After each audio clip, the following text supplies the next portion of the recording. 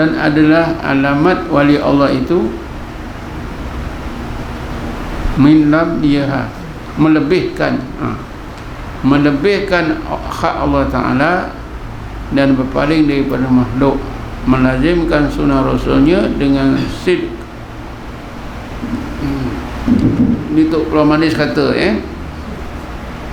tanda wali Allah itu dia kata melebihkan Allah, maknanya sentiasa memandang Allah, berpaling daripada makhluk, pandang Allah saja.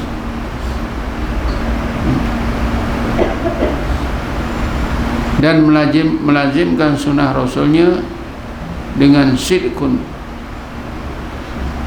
melazimkan sunnah Rasulullah SAW sampai ke peringkat as-sidqu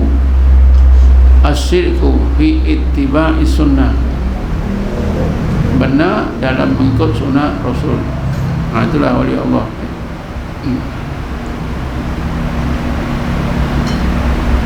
Kalau ikut istilah, kalau dipandang dari segi bahasa, waliyun tu boleh dikategorikan dalam apa tu ilmu saraf. Isim fa'il pun boleh, isim maf'ul pun boleh. Isim fa'il tu orang yang membuat, isim maf'ul itu orang yang kena buat. Misalnya daribun, dialah yang memukul. Madrubun, dia yang kena pukul.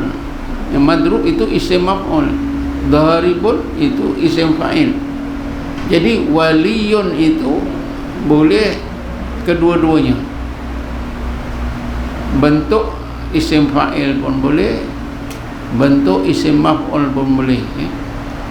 Kalau bahasa Arabnya wazan isim fa'il, wazan isim maf'ul, pattern isim fa'il atau pattern isim maf'ul. Jadi wali itu, kalau kita andaikan waliyun itu di atas wazan fa'il, isim fa'il atau pattern isim fa'il, maka seorang wali itu ialah orang yang benar-benar menjaga syariat Allah zahir dan batin, sehingga Allah kasih kepada dia. Kalau atas pattern isim maf'ul, bazan isim maf'ul, wali itu tadi, maka berarti orang yang dijaga oleh Allah, orang yang dipelihara oleh Allah untuk kekal taat, mentaati syariat Allah Ta'ala. Jadi dua-dua itu betul, sama ada isim fa'il atau isim maf'ul, sama ada pattern isim fa'il atau isim maf'ul. Wali itu cirinya ialah taat kepada Allah, sebenar-benar taat. Memang apa itu mungkin seperti yang Allah sebut tadi lah, wattabi sabila man anaba ilayya, ikutlah jalan orang yang benar-benar kembali kepada aku zahir dan batin, menjadi hamba-Ku. Wa yahdi ilahi man anab, kerana Allah sentiasa memberi hidayat kepada orang yang benar-benar kembali kepada aku, mengikut syariat aku zahir dan batin, iaitu alladzina amanu wa tatma'innu qulubuhum bi dzikrillah, ala bi dzikrillah tatma'innul qulub. Wali Allah itu hatinya mutmainnah, imannya sebaik-baik iman, amalannya sebaik-baik amalan. Boleh faham melazimkan sunnah Rasulnya dengan sidqun, artinya ikut sunnah Nabi itu sampai ke peringkat as-sidqu fi ittiba'i sunnah Rasulullah sallallahu alaihi wasallam. Dan kata setengah mereka, tiada segala wali itu jatuh, itu hajat kepada tiada bagi segala wali itu hajat kepada seorang daripada makhluk, hingga sempurnalah mereka pada hak Ta'ala. Kerana berhimpun mereka itu atas Allah Ta'ala, maka tiada mereka malu daripadanya, bahawa berpaling mereka bagi seorang daripada segala hambanya melainkan dengan suruhnya. Boleh faham ke ni? Tak boleh faham.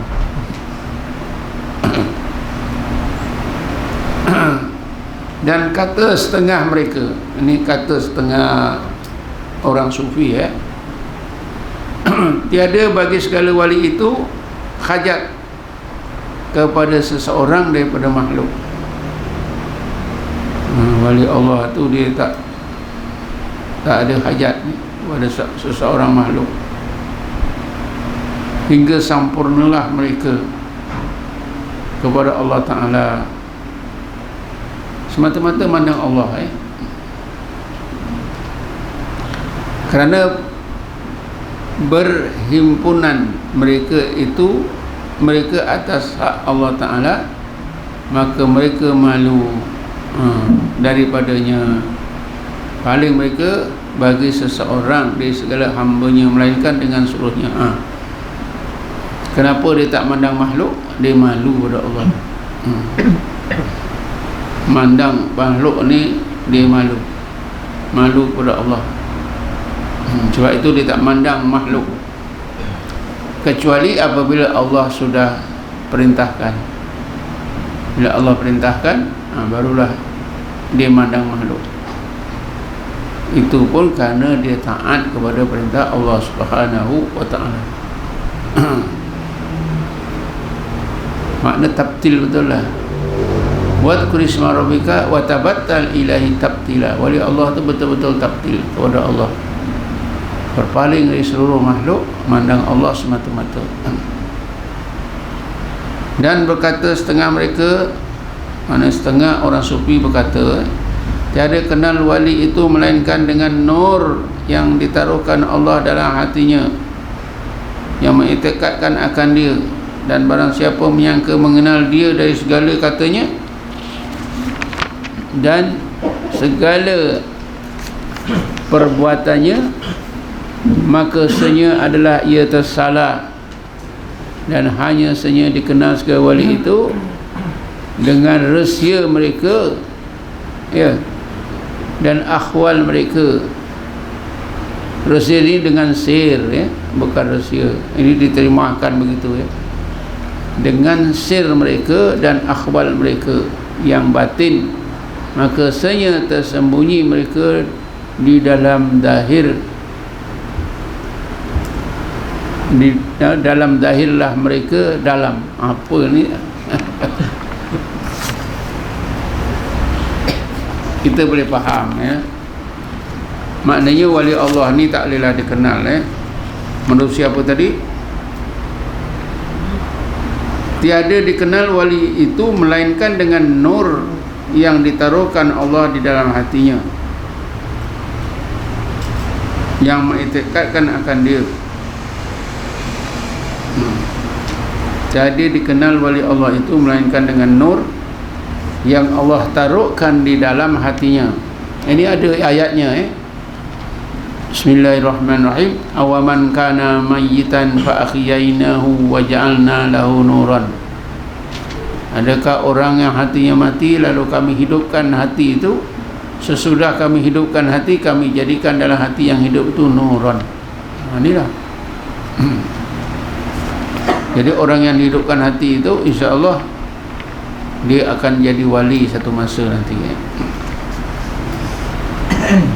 Dan barang siapa menyangka mengenal dia dari segala katanya, mana kita boleh kenal wali Allah tu dari katanya.